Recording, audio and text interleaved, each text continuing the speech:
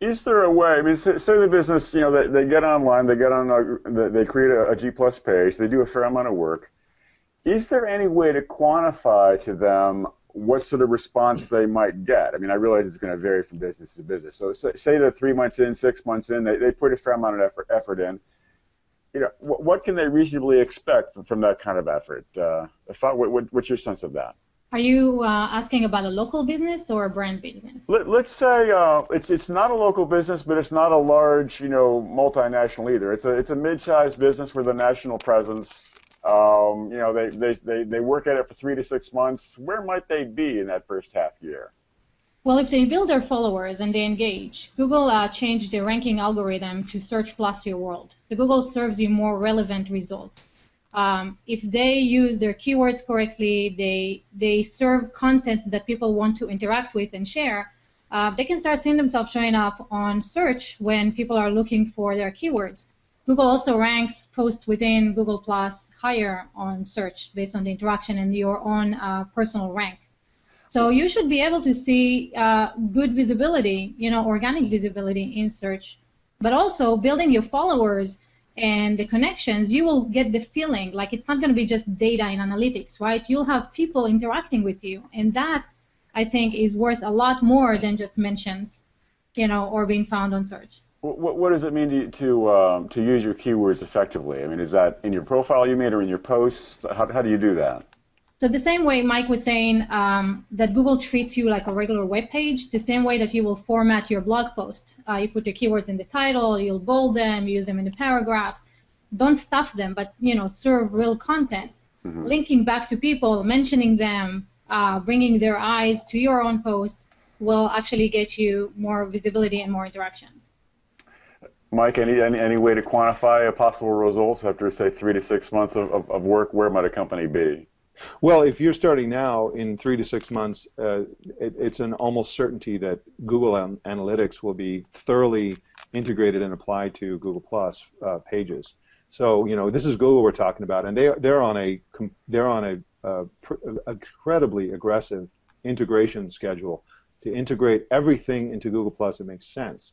And analytics is something everybody is really calling for. So you're going to probably be able to have all the analytics data that you would have on any sort of website or blog or anything like that within your page, for your page. And recently, Google added a dashboard, which is kind of a baby step toward that. Which in a page you see a new dashboard thing. This has been around for a week or two. I don't know. It's pretty new. Where do we see the dashboard in our personal page? On your page. Okay, if at the top of the page somewhere. Yeah, if you're. Sorry. No, go ahead. I was just going to say it's on the left ribbon.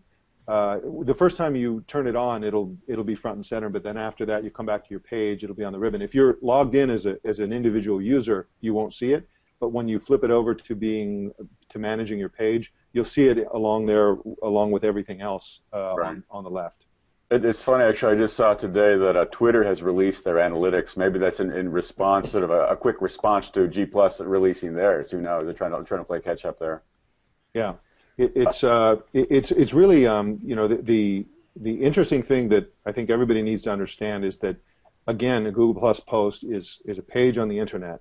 What's different about it from an SEO point of view is that SEO is boosted through social engagement rather than all the normal things that you would do SEO for. So if you want to rank higher in search results with your Google Plus post, and by the way, posting on Google Plus, you're indexed within a second or so. I mean, it's instantaneous indexing, which is really remarkable. But to rank high in search engine results, you want a lot of +1s, comments, views, and stuff like that. So really, ultimately, engagement is the ultimate currency, and at present, it's really one of the only ways to seriously improve your optimization.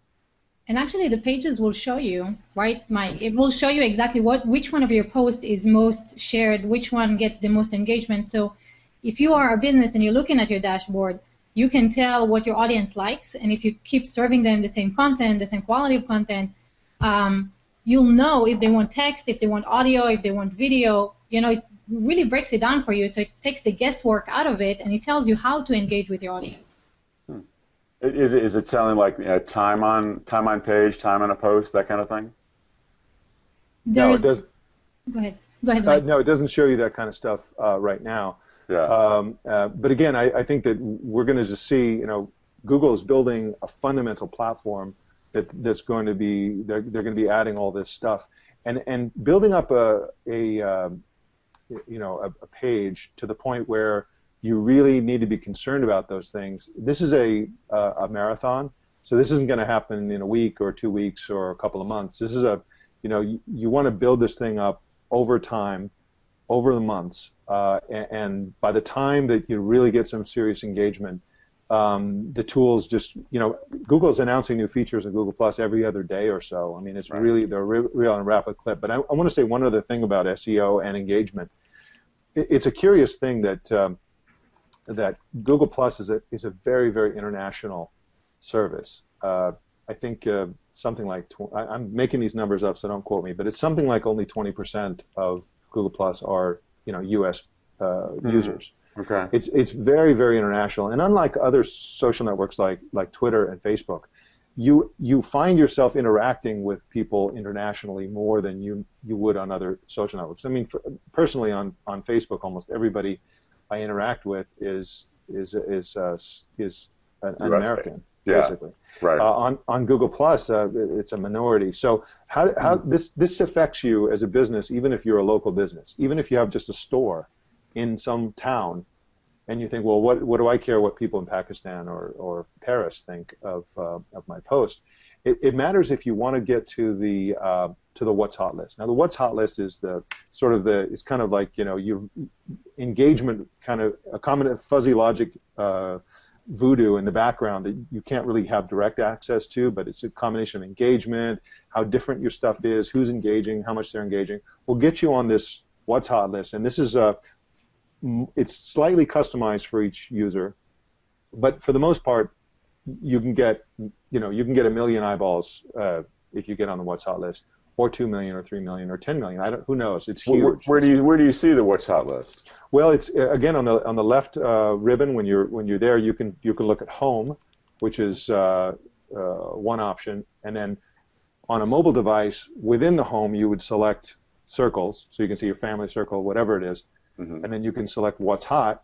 In a web browser, you would just go directly to What's Hot. It's a little icon on the left, and you go there, and these stories are getting enormous engagement. So if you have a bakery and you want to get a lot of SEO, as it were, the way to do that is to do a post that kind of thrills everybody.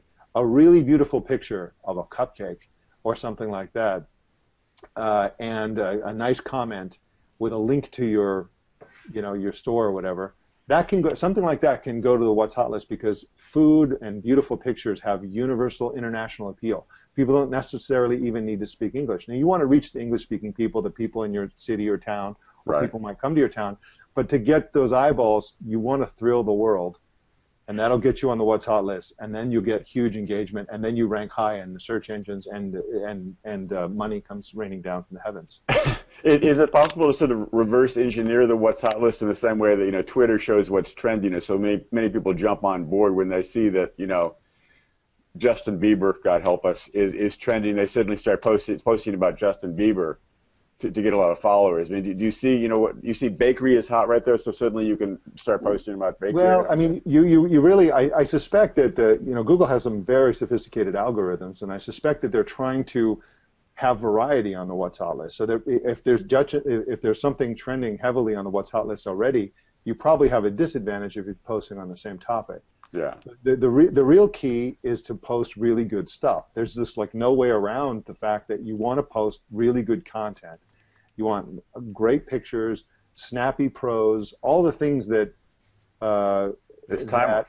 I mean, that was true in 2002 and 1996. It's still true. Yeah, exactly. That never goes out of style. Exactly, and that's one of the reasons why writers and photographers tend to do really well, because they are really... We are really good at writing good headlines, at writing good copy, and it visually representing our information, that's golden. And it's, you know, and by the way, not only does getting on the What's Hot list improve your SEO, improves your visibility and all that stuff, but it also, you get a lot more followers that way. I mean, a lot of people discover people to follow by looking at the What's Hot list, and when they like what you're doing, they'll circle you.